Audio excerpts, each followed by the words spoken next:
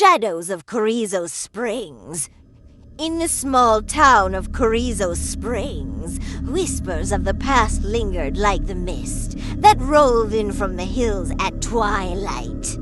For teenagers Mia, Jake, Leela, and Sam decided to spend their last summer together exploring the legends that surrounded their town.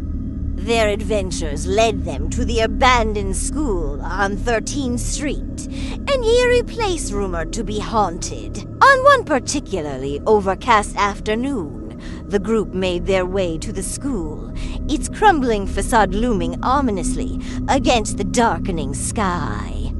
As they stepped through the broken gates, a chill ran down Mia's spine. "You guys sure about this?" she asked, glancing back at the path leading to safety.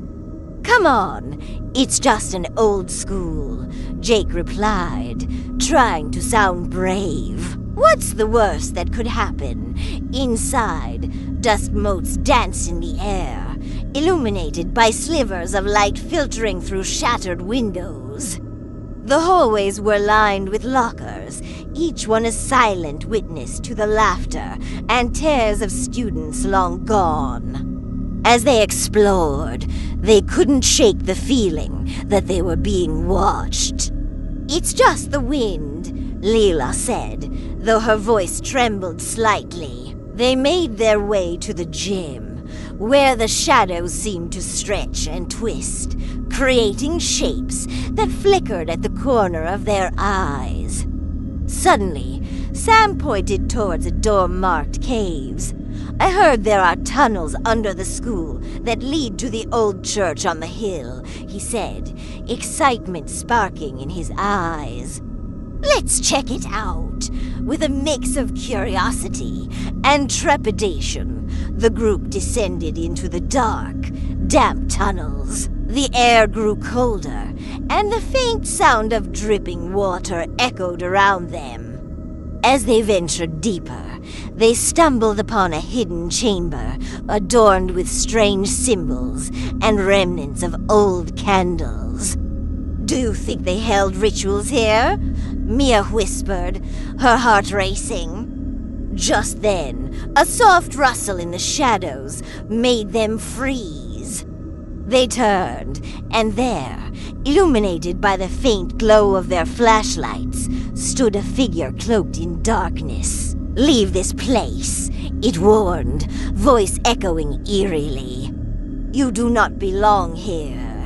Panic surged through them, and they bolted from the chamber, retracing their steps as fast as they could. Emerging from the caves, they gasped for air, stumbling back into the daylight. The school loomed behind them, more foreboding than before. "We should go to the church on the hill," Jake suggested, trying to shake off the fear. "Maybe there's something there that can explain what we saw." The church, a dilapidated structure with a steeple that pierced the sky, was even more unsettling. As they approached, the sun dipped below the horizon, casting long shadows across the graveyard that surrounded it.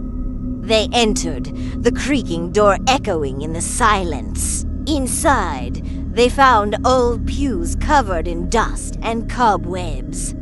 A flicker of movement caught Leela's eye, and she turned to see a figure watching them from the back of the church. This time, it was a pale woman with hollow eyes, a ghostly presence that sent chills down their spines. "I was once like you," she said softly, her voice barely above a whisper. "Curiosity can lead to darkness. Beware the vampires that lurk in the caves." With that, she vanished into thin air, leaving them shaken. They exchanged nervous glances, the weight of her warning settling heavily on their hearts. As they made their way back down the hill, they couldn't shake the feeling that they had awakened something ancient and dangerous. The summer days slipped away, but the memories of that haunting experience would follow them long after after they left Carrizo Springs, the legends of the abandoned school, the caves on Eaton Street, and the church on the hill would forever be etched in their minds, a reminder of the shadows that dwell in the corners of their world.